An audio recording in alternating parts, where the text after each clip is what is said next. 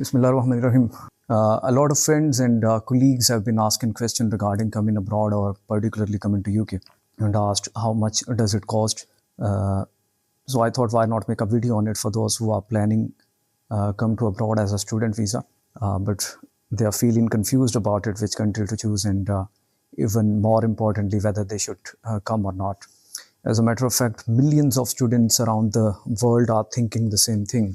Should we go to a foreign country, particularly to UK, and would it worth it now in 2025? Let me break down for you in 5 minutes. I've been living in UK for 3 years. I studied here, I worked here, and as a qualified lawyer, the UK have seen firsthand how the rules are changing. So I'll give you the glance pictures about few changes for UK studies, cost, tuition fee, the visa fee, and living expenses as well. And even a quick comparison with Canada, Australia, Germany, and US. So you can decide to yourself that which country suits you. Let me tell you about myself first. I came in 2022. Things were very different by then. Tuition fee, rent, national insurances, visa fees, everything were affordable. Students could bring dependents more easily as well. Now the government has banned in 2024, and inflation was not that crazy by then. And now the thing has been changed a lot. All expenses has gone up. For instance, if you want to live in London, for one bedroom flat would be cost around 1,200 to 1,500 pound monthly, and it would be less out of London, but London is quite expensive. Even in small room or could cost you around 800 pound. There has been few changes happened in dependent visa. If you are doing a master, you usually cannot bring your partner, your family anymore, and unless if you are a PhD student or a government sponsored course is offers dependent visa as well. The minimum wage is £12.22 per hour. People ask, can we earn money and pay our fees? Yes, you can make some money, but it's hard to pay fees from that because of student work restriction. You cannot work full time. In short, you cannot rely on part-time work to cover all your expenses.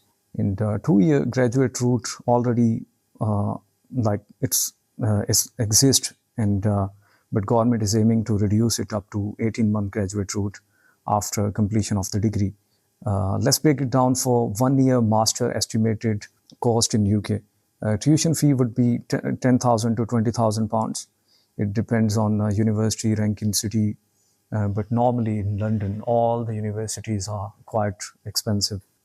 Visa fee would be 524 pounds. Health insurance, 776 pounds. Living expenses depends on your city. In London, around 800 to 1,100 pound. But if you are living in in central London, that cost would be much more than that. So if you add it all up, 1 year of study plus living easily comes to around 30,000 in outside London, and inside London it's closer 30,000 to 40,000 pounds for 1 year. So if we compare with other countries, like if we talk about Canada, there is a cap on international student. Now they are sticking the students' admissions. They need proof of funds, about 15,000 to 20,000 pounds per year. And post-study work visa is usually 3 years, which is longer than UK postgraduate visa. On the other hand, if we discuss about Australia, visa fee doubled, around 1,000 pounds. A living cost is quite affordable with the UK. Coming back to UK, in 2022, the UK had a record over 750,000 international students, but in 2024 and 2023, numbers dropped, especially for India and Pakistan. Universities are warning about a 20% decline in admission in 2025 because of white paper strict rule in UK to minimize immigrants. So particularly if you want me to answer about the UK, I would say if you want 1 year master degree and you have enough budget around 30,000 to 40,000 for tuition fee and at least 6 to 9 months of living, and you are a single bachelor or you don't need to bring family, on a master degree, and you are ready to job hunt from the day one, then you are good to go. But if you are expecting to survive on part-time work or hoping to get easy immigration, then UK is not the good option for you. So, is it still a good option to come to the UK? I would say my honest answer would be yes, but only if you plan properly. UK is good for professionals like lawyers, accountants, doctors, data analysts, but not good for other degree holders then stuck into the odd jobs and end up with no sponsorship visa. It's not a jackpot, it's a long term investment, I would say. If your course has a good return and you're financially ready, then the UK is still a strong option for you. If you want cheaper education, Germany might be better option for you. And if you want longer post-study visa, Canada or Australia may be worth it for you.